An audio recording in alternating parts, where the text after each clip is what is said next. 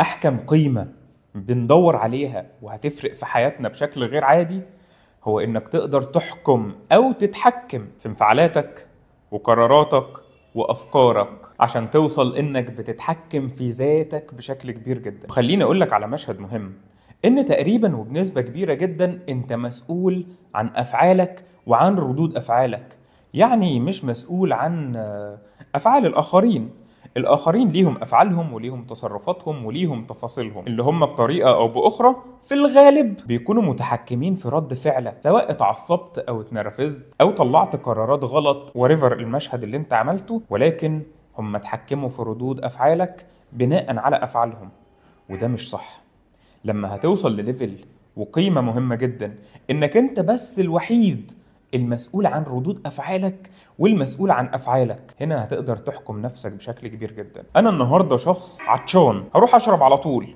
طب تعالى نتخيل كده إن أنا النهاردة صايم، أنا عطشان ولكني صايم، هتروح تشرب؟ لا، هحكم نفسي. جعان هتروح تاكل؟ لا، بس أنا النهاردة صايم. الصيام بيحكمك أو بيعلمك الحكمة أو بيعلمك التحكم في نفسك. في اللحظة دي أنا بس مش عايز أقولك إنك عطشان وجعان في وقت الصيام، لا، أنا عايز أقولك إن في حياتك بشكل عام أنت تقدر تحكم ردود أفعالك كلها لمجرد إنك اديت نفسك فرصة تفكر أول 5 ثواني التصرف اللي أنا بعمله صح ولا غلط. فمحتاج تقعد ثواني تفكر، أوكي أنا فكرت ثواني عشان أبدأ آخد الخطوة بتاعتي. لحد هنا تمام وممتاز. هل فعلا انت غذيت عقلك بمجموعة من المعلومات والبدائل اللي تساعدك تاخد القرار الصح؟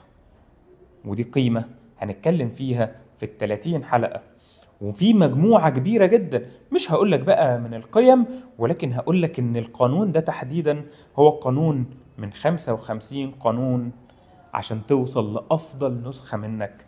وده كورس هسيب لكم اللينك بتاعه في الوصف. لو طلعنا النهاردة بقيمة واحدة بتقول إنك إزاي تقدر تتحكم في أفكارك وانفعالاتك وقراراتك وتكون قدها، ده بناء عليه هتقدر تتحكم في ذاتك بشكل كبير جدا. أنا هنا مش بقولك إنك هتتحكم في ذاتك بنسبة 100%، هكون مأفور شوية، ولكن إنك تتحكم في ذاتك بنسبة تصل ل 85%.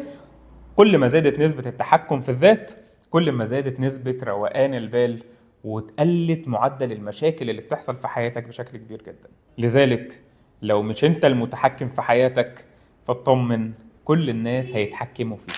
معانا 30 قيمة في 30 حلقة، استنانا كل يوم في قيمة جديدة وحلقة جديدة من برنامج ميزان الحياة. رمضان يقومنا.